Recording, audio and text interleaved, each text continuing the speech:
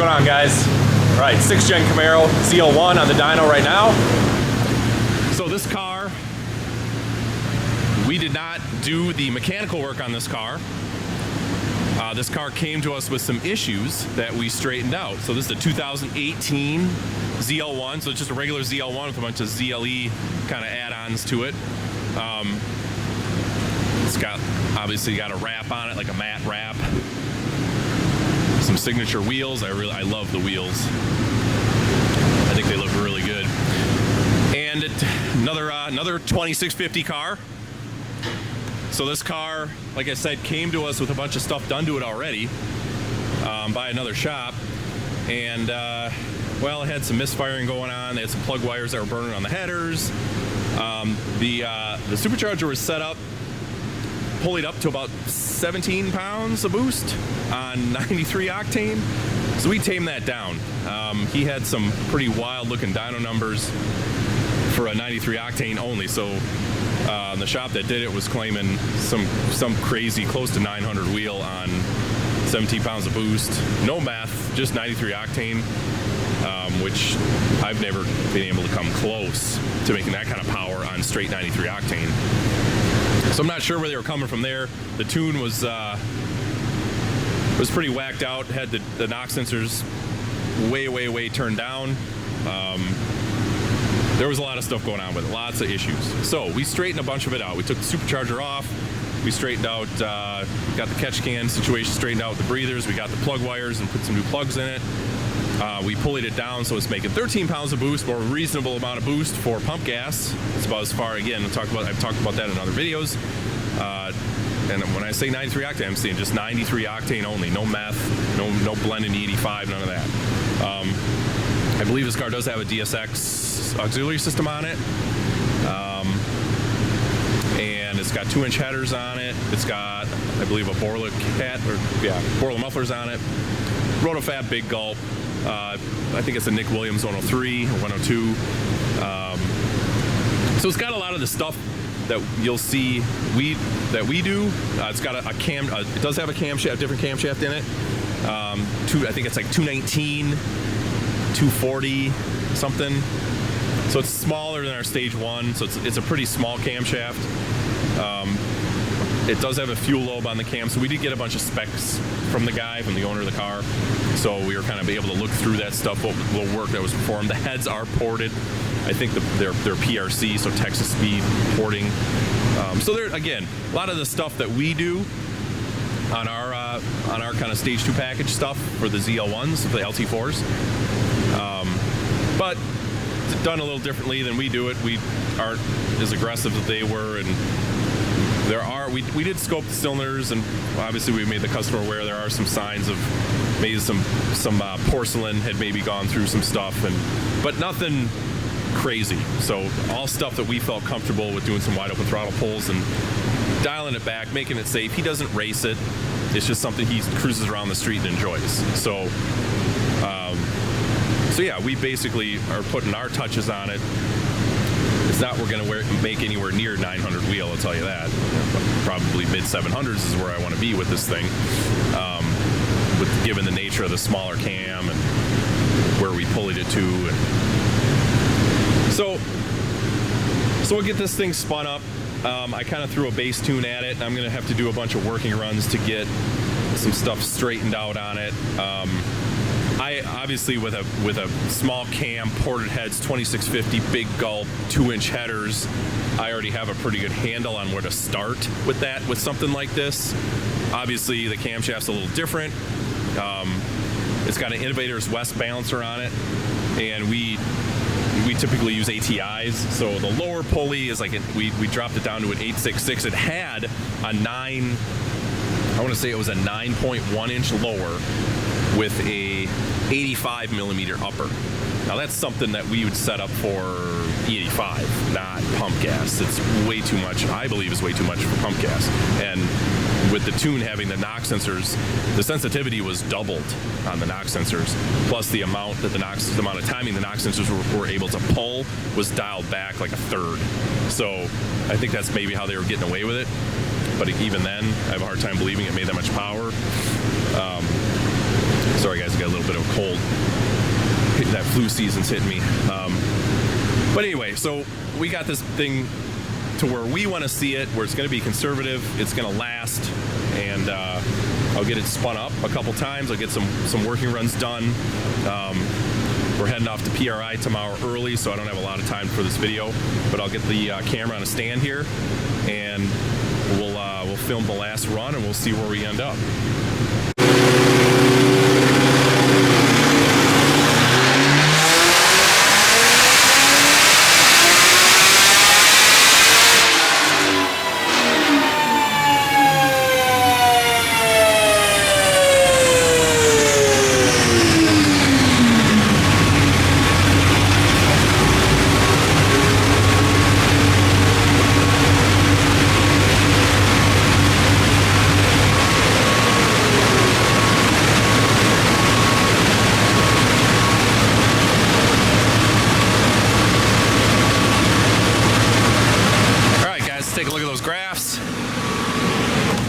Left the last couple runs up on there.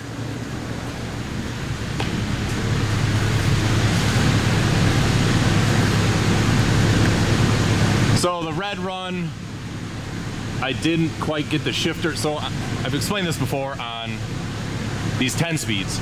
So this is 6 gear, and when you're doing tap up, tap down, and you're in 6 gear, and it's something, I don't know if it's something to do with the ABS. The ABS system gets tripped up, obviously, on the dyno because just the rear wheels are spinning. But what you got to do is start it in 6 gear in the paddles, and then about 5,000 RPM, you got to flip the shift over to the drive. The other thing you can do is go in the torque tune or the trans tune and turn off some of the torque management. But I find it just easier just to flip the shifter over. Anyways, if you don't do that, sometimes you get some weird stuff going on, and it's the transmission. I've extensively tested this, and that's what happened on the red run. So I didn't flip the shifter over till like almost 6. I didn't quite catch it in time, and it starts to do some kind of preemptive shifting deal, and sometimes it makes the dyno graph look kind of goofy. But the blue run, these are just kind of back to back, so we'll just look at that blue run. Yeah, I just got to bring it up here, sorry. All right, so that's where I'm at. That's about where I thought I'd be with this setup. Now, again, versus like our package, ported heads, our stage 1 cam, we usually come in 30 more than this, maybe 40 more at this boost level. I should say 40 more. We're usually closer to 800 on an automatic, 800 with a manual. But there's a couple things on this that are a little bit of a compromise versus what we would do. Yeah, so this engine seems healthy. Obviously, again, we did go over this. It was being pushed too hard, and we've had some cars with similar setups to where this car was, with the boost up that high on pump gas, and we got an engine sitting over there on the stand with a busted block and all tore up inside from a guy road racing it in that type of configuration where you're pump gas only and you got the boost like 17 pounds. I don't know at what point anybody thought that much boost with just 93 octane only was okay, but no way. Not on a 10-to-1 compression motor. It just doesn't, it's physics. You just can't put that kind of cylinder pressure with just 93 octane. E85, meth injection, whatever, fine. When you add octane to the system, race gas, but 13 pounds of boost, that's all we take them to. So this car does seem healthy though. The motor seems healthy. Again, we did do a compression leak down on the motor. We used our borescope into the cylinders, and everything looked good. So here's the data log. So you can see kind of typical LT. Timing, I was right at that 18 range where we usually end up with this kind of boost level. Lambdas of 0.81 is kind of where I shoot for on these cars. That's where they seem happy. You can see boost is just touching 13 pounds, 186 kPa. Now I'm revving that out to 6,900 or so.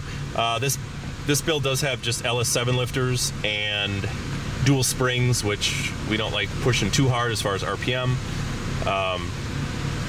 But everything else is looking good. I got the air fuel dialed in. I got the timing where it needs to be for a safe combination here. So you can see the injector pulse width is getting up there. It's riding that line but that's usually where you end up on this type of setup on pump gas. So obviously you can lean it out a little more. They don't really make any, honestly, when you lean these things out like everybody tries to do, they don't make any more power. I've tested that extensively. Like, I could lean this thing out a couple more tenths of lambda and it won't make any more power. So I'd rather run it on the richer side, and they seem a little bit more knock tolerant when the coolant and oil temperatures are hot. And that's the type of stuff I like to simulate, is what the car is going to be, the type of temperatures and situations the car is going to go through on the street, not just on a dyno in this super controlled environment. So I've done testing, obviously when I'm dynoing these cars, I'm trying to dyno them in that mid 180s coolant temperature and 180 oil temperature, that type of stuff. But there are situations, if let's say you live in Florida and it's 95 degrees and humid, or if you're in like Phoenix where it's 110 degrees and dry, and you're sitting in traffic and you're sitting at stoplight to stoplight to stoplight to repeatedly, and the AC's blasting, doesn't matter if you have a low temp thermostat in it, the coolant temperatures are going to be well over 200. Now, let's say you're in that type of situation and then you roll up onto the on-ramp of a freeway and you want to stand on it. Now, that type of situation with those air temperatures and those coolant temperatures and oil temperatures, the cars are going to take way less timing. I've proven this on the dyno. They just take way less timing than they would in a controlled environment such as we are now, or when you're at the drag strip and like you're pulling a car off a trailer and everything's cool. It's just the fact of the nature of it. It's just the fact of the matter. So yeah, again, that's why we try to be conservative with this stuff. So in real world situations, not just these controlled situations, when actually people get out and drive them in the summertime when it's hot, everything is safe and controlled, and we're not pushing something too hard that we shouldn't be. So that's why we run the boost levels at where we run them at 13 pounds, because you try to run one of these things at 15, 16 pounds and just 93 octane, sure, you can pull a ton of timing out of it, and somebody's dyno, it's going to make some power, but you get it into a situation where the AC's on, it's 95 degrees and humid out, and you're cruising around in traffic, you want to stand on it or messing around with somebody. The car's got to live, man. The car has to live, and it's got to do what it needs to do when you're in any situation. So I know I'm kind of rambling about this, but this is just another example of, we've been seeing a lot of this lately, where these LT4s, guys are pushing these LT4s way too hard, and you tear a motor up, and the customers kind of just move on to other shops and just bounce around. This car was just at one shop. The last car we took a part that had a setup like this. It was at 5 different shops before it came to us, and we're now in the process of building him an engine as fast as we can get parts. But so anyway, look at that dynograph again. I'll shut up and stop rambling about that stuff. So not bad. Obviously there's some room for improvement on this, but we just a camshaft change, I guarantee you we could get another 40, 50 wheel, probably 40 wheel out of it if we want to just do our stage 1 cam. This cam is, again, it's smaller than our stage 1 cam. It's a pretty small cam. It's pretty mild.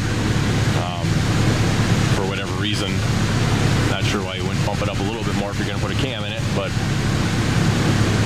so that's looking good, guys. Thanks for watching. Keep checking back on the channel for more videos. Like, subscribe, comment, whatever. We'll catch you guys later.